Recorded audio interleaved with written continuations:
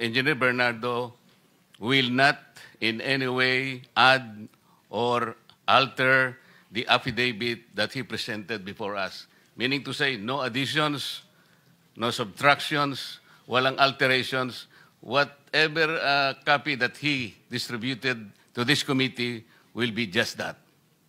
That is correct. Thank At you, saka, Mr. Chair. recorded naman po, nasa transcript, nasa YouTube, nasaan pa. Yes, sir. Kaya Kasi po, kung mag-alter siya, he will be liable for perjury. Hindi po, no supplement, no nothing. Kasi No, po he yung iba, pagdating dito, nagsusupplement. Ang sabi niya, wala na po akong idadagdag.